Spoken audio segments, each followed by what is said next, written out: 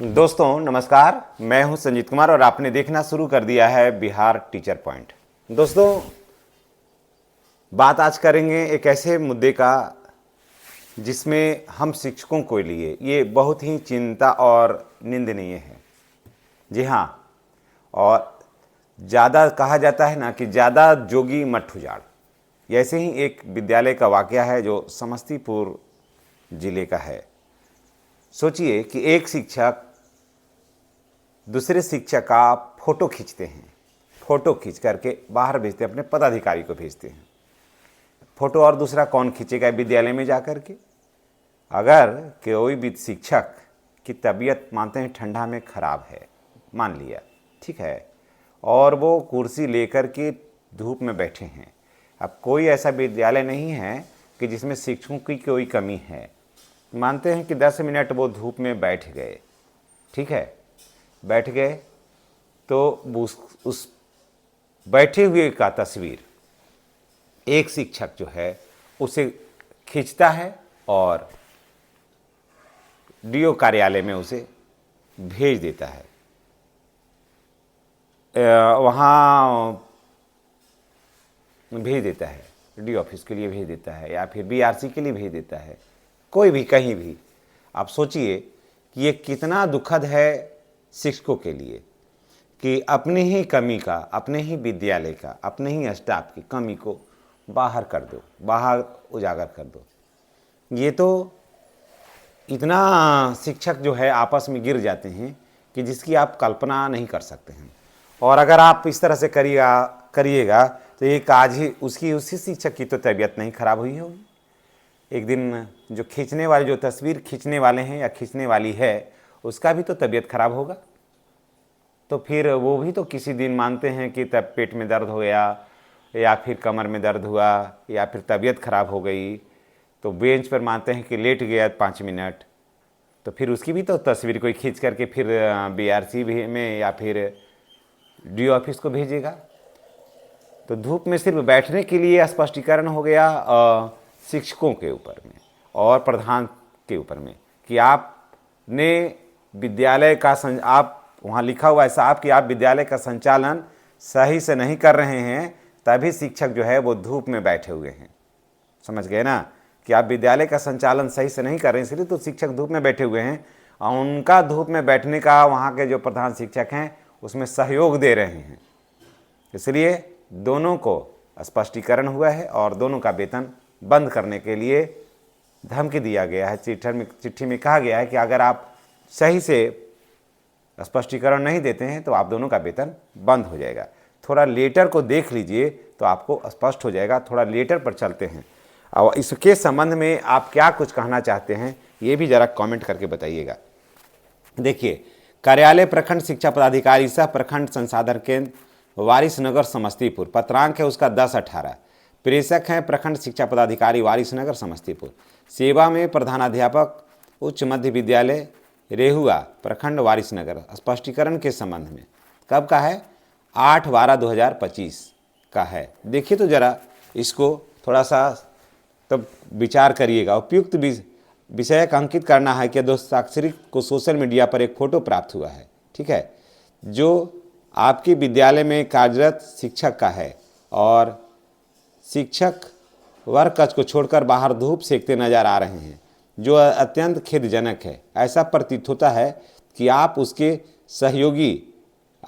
सहयोगी शिक्षकगण अपने दायित्वों का सही से निर्वहन नहीं कर पा रहे हैं और पद का दुरुपयोग करते हैं, इसलिए RTE एक्ट का उल्लंघन है।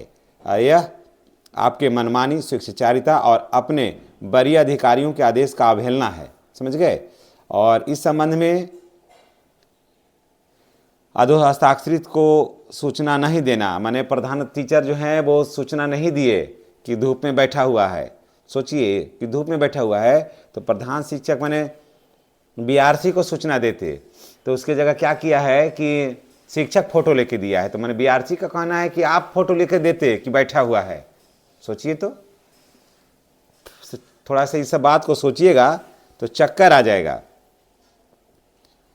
इससे स्पष्ट है कि आपकी भी सहभागिता, यानी कि आप उसको बैठने के लिए कहे हैं। आप अपने संरक्षण में इस प्रकार का कृत्य करवाते हैं, यानी कि जो बैठा हुआ है वो आप अपने संरक्षण में बैठवाए हैं और इस तरह का कृत्य जो है, ये घिनौना अपराध है जो है वो आपने करवाया है। आप सोच रहे हैं, जरा लेटर का जो शब्द है उसको पर गहराई से उसको देखिएगा तब लगेगा ये कितना बड़ा घिनौना अपराध है। धूप में शिक्षक बैठ गया है सो। अतः आपको और आपके विद्यालय से संबंधित शिक्षक को निर्देश दिया जाता है कि आप 2 दिन के अंदर अपना स्पष्टीकरण अधोहस्ताक्षरी कार्यालय को समर्पित करना सुनिश्चित करें थे, अन्यथा की स्थिति में आप दोनों के ऊपर विभागीय कार्रवाई के लिए उच्चाधिकारियों को प्रतिवेदित कर दी जाएगी और इसकी संपूर्ण जवाबदेही आपकी होगी। प्रखंड शिक्षा पदाधिकारी वारिसनगर 8/12/2025। समझ गए? देख लिया? इसी को कहते हैं ज्यादा जोगी मठ उजाड़। जब से मैंने देखा है कि जब से जो नए शिक्षक लोग आए हैं, यानी कि बीपीएससी वाले जब से आए हैं, विद्यालयों का माहौल शैक्षणिक गतिविधि में तो नहीं हुआ है, कहीं मेरे नज़र में तो कहीं सुधार नहीं हुआ। जहाँ लोग गए हैं वहाँ का माहौल बिगड़ा है। हमेशा कुछ न कुछ, इसका फ़ोटो खींच दो, उसका फ़ोटो खींच दो, इसको ले लो, उसको ले लो, यही आज तक होते रहा है और हो रहा है। और बिहार का जो शिक्षा व्यवस्था है ये लोग गिराने में लगे हुए हैं। हो सकता है कि उसकी तबीयत खराब होगी, तभी तो लोग शिक्षक, ऐसा नहीं है कि सारे शिक्षक क्लास में रहेंगे और एक शिक्षक धूप में बैठ करके कुर्सी पर बैठ करके धूप सीखेगा, ऐसा कहीं नहीं हो सकता, ऐसा कोई नहीं कर सकता है। तबीयत खराब हुई होगी, है ना, तो बैठ गया होगा 10 मिनट, मानते हैं शिक्षक, तो ये कोई बहुत बड़ा अपराध नहीं कर दिया, कहीं नहीं अपराध कर दिया। शिक्षक बाहर कुर्सी लगा करके बैठ के पढ़ाते भी हैं, हम लोग भी पढ़े हैं, पढ़ाते भी हैं शिक्षक, लेकिन पढ़ा तो नहीं रहे थे, पढ़ा रहे होते तो ऐसा नहीं होता। लेकिन तबीयत खराब रही होगी, लोग बैठ गए, नहीं तो सारे क्लास 8 को 10 को टीचर रहेगा क्लास में, एक टीचर धूप में बैठ करके, ऐसा हो सकता है? ऐसा कहीं नहीं हो सकता है और कदापि नहीं होगा। लेकिन फिर भी ऐसे फोटो को खींच करके और बीआरसी को भेज दिया है ना व्हाट्सएप पे। अब बीआरसी से स्पष्टीकरण आ गया, अब लोग जाएंगे स्पष्टीकरण देने के लिए।